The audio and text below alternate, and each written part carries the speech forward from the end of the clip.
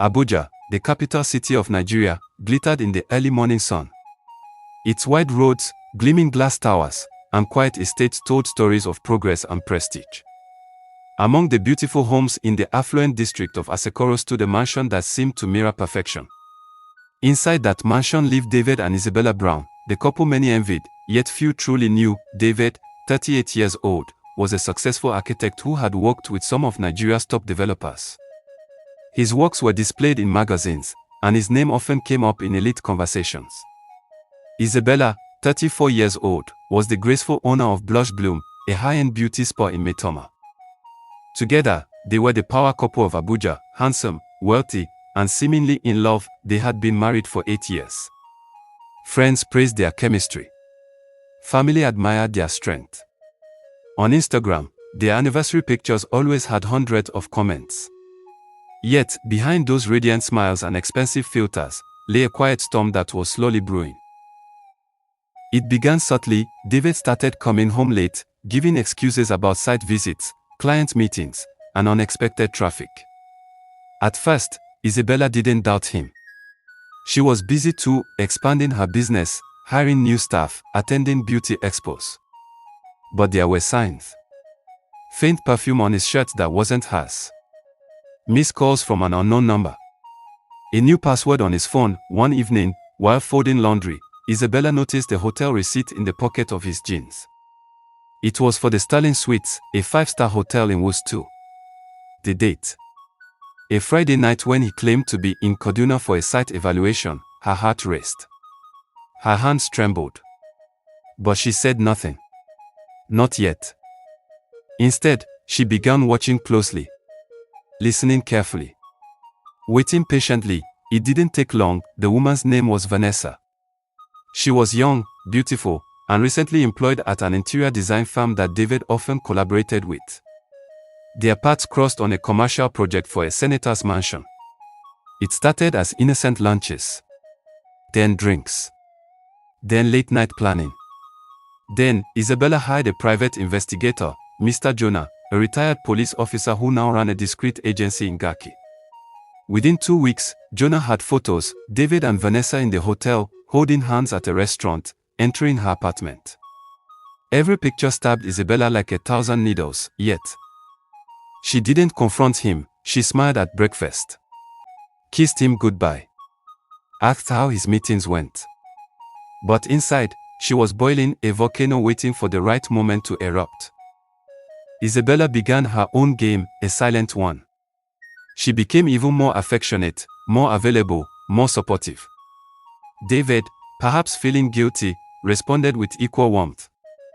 Their friends noticed the renewed affection and praised them for weathering the storm. But behind her soft gaze, Isabella was planning something deeper, not just revenge, but redemption. She started documenting everything: messages, locations, timelines. She even recorded a few of their conversations when he lied about his whereabouts. She also started protecting herself financially. She secretly moved part of her savings into a separate account and met with her lawyer to discuss options: divorce, asset protection, child custody, though they had no children yet, and reputation management. David had no idea. It happened on a Sunday, one of those cozy Abuja Sundays when the sky is soft and the streets are calm. Isabella invited friends over for lunch. David was there, charming as usual. Vanessa, unknown to Isabella's friends, was also invited, under the guise of being a new design consultant.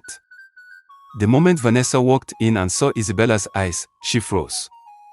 She knew. Isabella smiled. "Vanessa, welcome. I've heard so much about you."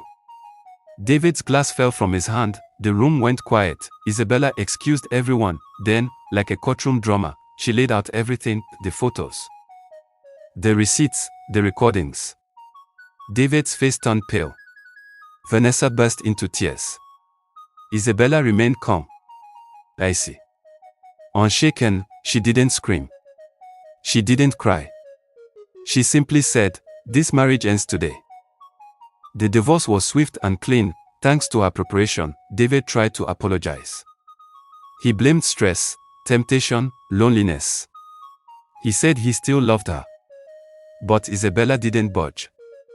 She had loved him with everything she had, but he traded that love for lust. There was no going back. She kept the house, the car, and the spa. David moved into a small apartment in Gwarimpa. Vanessa, overwhelmed by shame and social backlash, left Abuja. Months passed. Isabella healed slowly. She focused on her spa, started mentoring young women, and even began a podcast called Beneath the Filter, where she talked about real relationships, self-worth, and healing. Her story touched thousands. 1 year after the divorce, Isabella was invited to speak at a women's conference in Lagos. Her topic was rebuilding after betrayal. The audience was silent as she spoke. Betrayal is not just an act. It's a scar that cuts through the soul. But betrayal is also a mirror. It shows you who you are. And if you dare to look closely, you will see strength you never knew existed. I was betrayed by the man I trusted most. But in that pain, I found myself. I found courage. I found purpose. So, don't let betrayal break you. Let it build you. The crowd rose in applause. Some cried.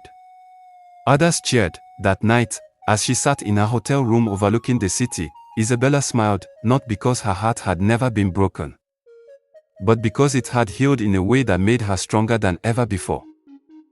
Moral of the story: betrayal can shake your world, but it cannot destroy your soul unless you let it. Your value is not tied to who leaves you, but to how you rise after they do.